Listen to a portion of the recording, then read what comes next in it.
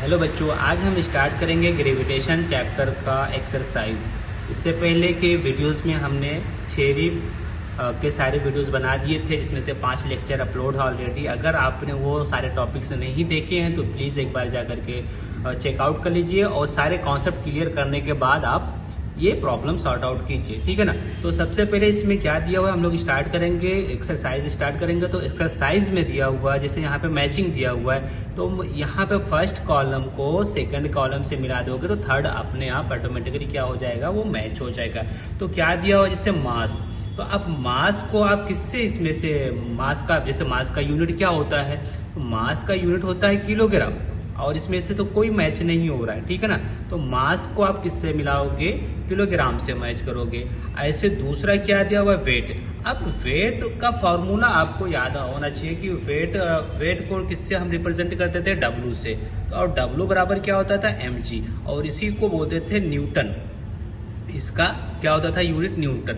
तो यहाँ पे वेट को n मतलब आपको क्या लिखना है, न्यूटन लिखना है, ठीक है ना। और ये किस पे डिपेंड करता है, हाइट पे डिपेंड करता है, ठीक है ना। तो इस तरीके से ये आपका हो जाएगा।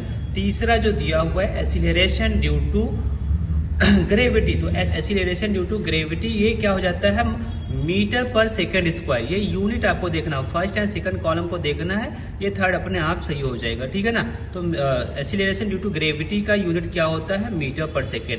एंड फोर्थ वन है ग्रेविटेशनल कांस्टेंट। ग्रेविटेशनल कांस्टेंट का अगर आपको फॉर्मूला याद हो तो यहाँ पे क्या हो जाएगा, newton metre square upon kilogram. क्यों, क्योंकि क्या होता था, F बराबर F equal to G/m1/m2 upon r square. तो यहाँ से आपको क्या अगर आपको फाइंड आउट करना है ग्रेविटेशनल कांस्टेंट G की वैल्यू, तो ये क्या हो जाएगा, Fr हो जाएगा, और ये क्या हो जाएगा, G/m1/m2 ये हो जाएगा। तो अब क्या करो, इसको इधर ले आओ, है ना। तो G इक्वल टू हो जाएगा Fr, और ये क्या हो जाएगा, m1/m2, ठीक है ना। तो इस तरीके से अब ये क्या हो जाएगा, F की यूनिट क्या हो जाती है, न्यूटन, और R क्या है, रेडियस है, डिस्टेंस है, तो मीटर, और ये क्या हो जाएगा, किलोग्राम होता है, तो 2 टाइम है, ये भी मास है, ये भी मास है, तो किलोग्राम, ठीक है ना। तो इस तरीके से किलोग्राम स्क्वायर। अब इसमें से किससे मैच कर रहा है, देखो, newton metre square upon kilogram. तो इस तरीके से ये हमने पहला प्रॉब्लम सॉल्व किया और सब कुछ आपको मैचिंग के थ्रू बता दिया, ठीक है ना। उसके बाद में इसका सेकंड प्रॉब्लम है, आंसर द फॉलोइंग क्वेश्चन। तो अब इसमें से कुछ आपको आंसर बताने हैं। What is the difference between mass and the weight of an object, will the mass and the weight of an object on the earth be same as their value on the Mars? Why? मतलब कि आपको इसमें मास का और इसमें से wait का दोनों का डिफरेंस बताना है। और ये बता रहा है कि अगर मास मतलब कि क्या बताया था आपको मीनिंग, मास की वो कांस्टेंट होता है, ठीक है ना, और वेट जो होता है वो वेरी करता है। तो इसका मैं आंसर आपको स्क्रीन पे दिखा रहा हूँ, आप इसको याद कर लेंगे और ये ऐसे ही आप एग्जाम में लिख देंगे, ठीक है ना। देखिए, मास के बारे में क्या दिया कि मास अमाउंट ऑफ द मैटर होता है present in object is called मास, ठीक है ना, और it is a scalar quantity. SI unit की बात करेंगे तो किलोग्राम होता है, और वैल्यू होती है वो ऑलवेज क्या होता है, सेम होता है, एवरीवेयर ये मास की वैल्यू सेम होगी। According to the Newton first law, it is the measurement of the inertia. Mass क्या होता है, इनर्शिया का मेजरमेंट होता है। इनर्शिया मीन्स क्या होता है, इनर्शिया समझो कि अगर आप बैठे हो तो कोई आपको हटाने की कोशिश कर रहा है, आपको कोई पुश कर रहा है, धक्का दे रहा है, तो मतलब वो किस पे डिपेंड कर रहा है, वो आपके मास पे डिपेंड कर रहा है कि वो आपको धक्का नहीं दे पा रहा है ना। तो इनर्शिया उसी को बोलते हैं कि आप जिस स्टेट में हो उसमें फिक्स रहो, तो वो मास पे डिपेंड करेगा। जितना ज्यादा मास रहेगा उसका इनर्शिया उतना ज्यादा आएगा, ठीक है ना। वही यहाँ पे नेक्स्ट लाइन लिखा है, higher the mass higher the inertia. Same weight की बात करेंगे तो वेट क्या हो सकता है, ये ऑब्जेक्ट का, ये दूसरे इसमें क्या हो सकता है, वेट में आपको इसमें मास और ग्रेविटेशनल, इसमें ग्रेविटी वाला होता है, ग्रेविटी जी, स्मॉल जी, तो ये दोनों मिला करके वेट कहलाता है, ठीक है ना। और इसका फॉर्मूला अगर जी की वैल्यू रखोगे तो Gm/r² होता है, ठीक है ना। तो इस तरीके से मास और इसके बीच में हम लोगों ने डिफरेंस देखा। अभी इसमें देखो कुछ और बातें बताई गई है कि इसका एसआई यूनिट जो होगा वो कितना होता है, न्यूटन होता है। जैसे इससे पहले उसका किलोग्राम था, इसका न्यूटन होगा। डायरेक्शन की बात करेंगे तो इस सेंटर की ओर होता है, ठीक है ना। और इसमें यह बताया गया है कि given that the value of G is not same everywhere. यहाँ पे जी की वैल्यू क्या होती है भाई, अर्थ के करीब में हो तो ज्यादा है, अर्थ से अबव जाओगे ज्यादा हो जाएगा, अर्थ से बिलो जाओगे कम हो जाएगा, ठीक है। तो जी की वैल्यू क्या होती है, वेरी हो सकती है। तो इस वजह से जो वेट होता है वो भी क्या हो सकता है, चेंज हो सकता है। देखो यहाँ पे लिखा गया even if its mass is constant everywhere from this it is seen that while the weight of an object on the earth and mass में डिफर। जो मार्स की बात करेंगे और अर्थ की बात करेंगे तो वहां पे ये डिफर करेगा। क्यों, क्योंकि वो जी पे डिपेंड करता है। जो हमारा वेट होता है वो जी पे डिपेंड करता है। तो यही यहाँ पे क्वेश्चन में पूछा गया है कि मार्स पे और अर्थ के केस में बताओ तो और डिफर होता है। क्यों, क्योंकि वो जी पे डिपेंड करता है ना। तो इस तरीके से हमारा क्वेश्चन नंबर 2 का फर्स्ट हो गया। अब इसमें एक क्वेश्चन और आता है बी में कई क्वेश्चन है, जैसे फ्री फॉल दिया हुआ है, एक्सीलरेशन ड्यू टू ग्रेविटी दिया हुआ है, एस्केप वेलोसिटी दिया हुआ है एंड सेंट्रीपिटल फोर्स दिया हुआ है। तो फ्री फॉल क्या होता है, फ्री फॉल वो देख लेते हैं। नेक्स्ट हमारा टॉपिक फ्री फॉल। देखिए फ्री फॉल के केस में ये आपको मैंने थियरी में बताया था, सेम वही यहाँ पे कि फ्री फॉल को जब हम किसी भी ऑब्जेक्ट को ऐसे छोड़ देते हैं, जैसे हाथ में लिया छोड़ दिया है ना, ऐसे उस वक्त भी उस टाइम भी मैंने ऐसे पेन गिराया था पेपर पे। तो फ्री फॉल मीन्स होता है कि बिना किसी एक्सटर्नल फोर्स के ऐसे गिरा देना। तो और जिस फोर्स से जिस स्पीड से गिरती है वही फ्री फॉल होता है। Whenever an object moves under the influence of the force of gravity, only gravity, जैसे जो अर्थ की ग्रेविटी अपने साइड में खींचती है ना, तो इसी को बोलते हैं फ्री फॉल। अब during free fall the frictional force due to the air oppose the motion of the object. अब देखो जैसे मान लो आप पेपर ऐसे गिरा रहे हो, पेपर ऐसे क्या कर रहे हो आप जमीन पे गिरा रहे हो, तो पेपर क्या होता है, पेपर हल्का उड़ते हुए आता है, स्लोली अर्थ पे गिरेगा, है ना। तो क्या हो रहा है, उसको कौन रोक रहा है, उसको रोक रहा है एयर।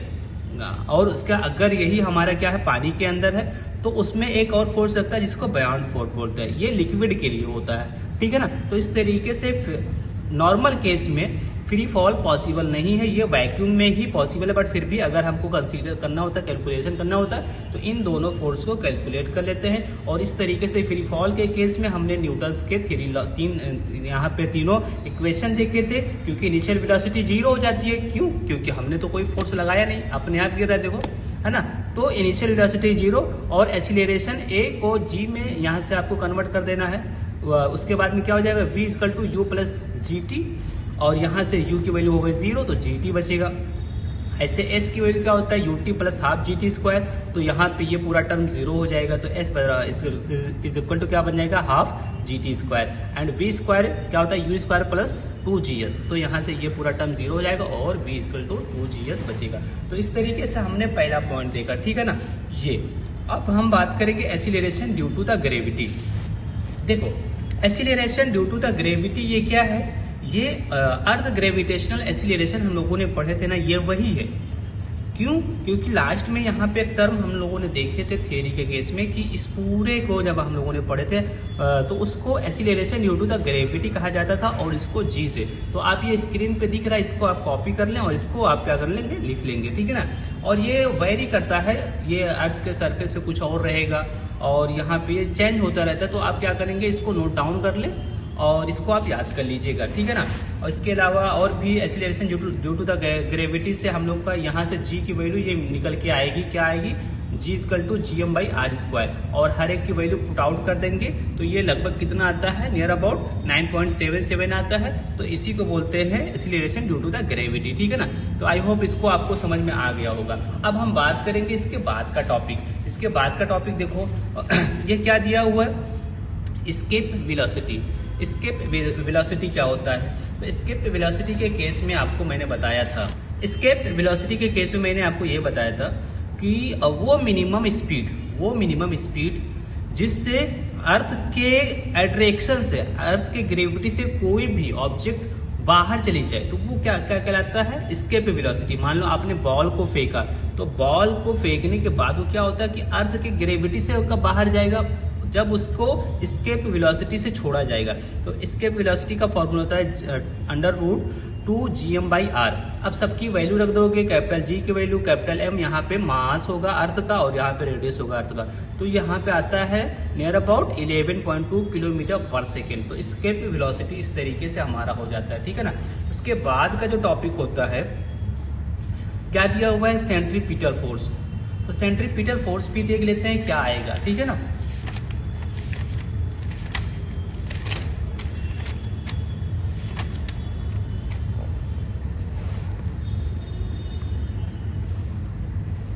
देखिए सेंट्रीपिटल फोर्स आपको बताया था कि सेंट्रीपिटल फोर्स ये एक टाइप का फोर्स होता है जो सेंटर की ओर काम करता है, ठीक है ना।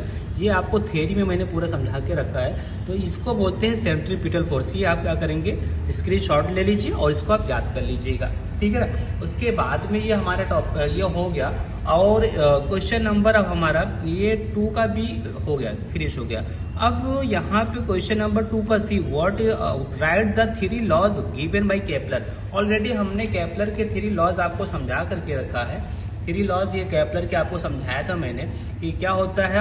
ये ऑर्बिट क्या होती है कि कोई the orbit of an planet is an ellipse. Ellipse बताया था आपको कि ऐसा ओवल शेप का होता है, उसको एलिप्स बोलते हैं। तो कोई भी प्लैनेट मूव करता है तो वो एलिप्स में करता है। और सेंटर यहाँ पे क्या होता है, सन किसी एक फोकाई पे होता है। सन कहाँ पे होगा, किसी एक फोकाई। अब फोकाई आपको बताया था कि यहाँ पे मान लो कि 2 गोला है, 2 सर्कल है। तो दोनों सर्कल में से मतलब यहाँ पे एक यहाँ पे होगा, एक यहाँ होगा, इसका सेंटर यहाँ होगा, एक यहाँ पे होगा। तो इसी को फोकाई बोलते हैं, ठीक है ना। तो यहाँ पे सन कहाँ पे है, इसे इसके फोकाई पे है। तो ये फर्स्ट लॉ था। सेकेंड लॉ में ये बताया गया था कि सेम टाइम में सेम एरिया कवर करेगा। तो मैंने आपको इसका एग्जाम्पल भी बताया था कि मान लो कि घर में बंटवारा हो गया, तो क्या बताया था आपको कि किसी को इतना मिला।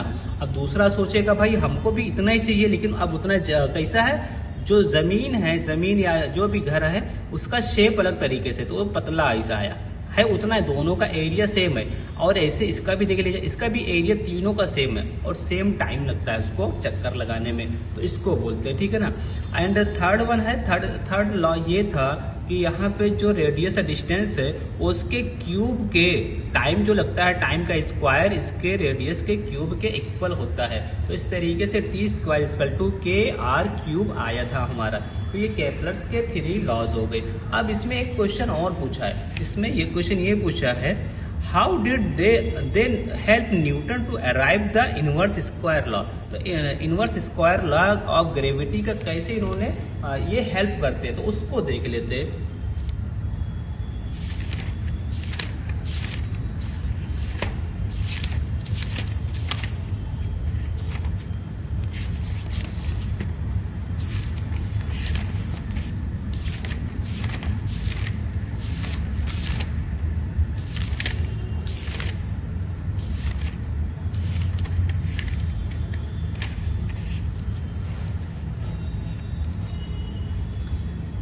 देखिए ये कैसे हेल्प कर रहा है, तो इसके लिए बहुत लंबी चौड़ी थियरी है, इसको आप देखते जाओगे। इसलिए इसमें क्या बताया गया कि भाई the third law of Kepler helps Newton in the arriving at the inverse square law. ये थर्ड लॉ से ही ये आता है, क्योंकि हम लोगों ने पढ़ा था कि यहाँ पे सेंट्रीपिटल फोर्स क्या होता है, F = क्या होता है, mv²/r। तो यहाँ पे हर एक की वैल्यू दी गई है, कौन क्या क्या है। इसी तरीके से अगर हम इसको किसी प्लैनेट के उसमें मान लेंगे तो यहाँ पे भी सेम हमारा निकल करके आता है और mv²/r आता है, ठीक है ना।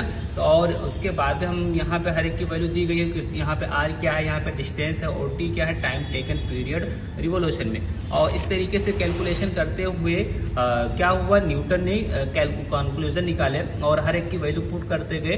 लास्ट में उनको पता चल गया कि हाँ भाई कैसे क्या होता है। तो ये आप देख लो स्क्रीन पे, ठीक है ना, और इसका स्क्रीनशॉट ले लो। इस तरीके से इन्होंने ये पूरा यही है 4m π² कांस्टेंट। तो यही होता है इनवर्स स्क्वायर लॉ का, ठीक है ना। इस तरीके से तो इन्होंने फाइंड आउट कर लिया था। तो यहाँ पे देख लो, यहाँ पे भी आंसर दिया हुआ है, इसको आप क्या करेंगे, याद कर लेंगे, ठीक है ना। तो इस तरीके से हमारा क्वेश्चन नंबर 2 हो गया, कंप्लीट हो गया है।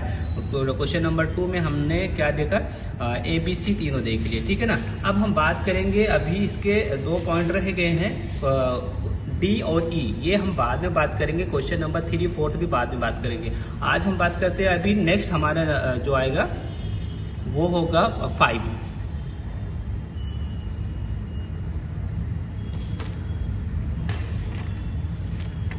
तो इस वीडियो में इतना ही रखते हैं। कैसा लगा वीडियो आप इसको कमेंट करें, लाइक करें और शेयर करें, सब्सक्राइब करना ना भूलें। Thank you for watching.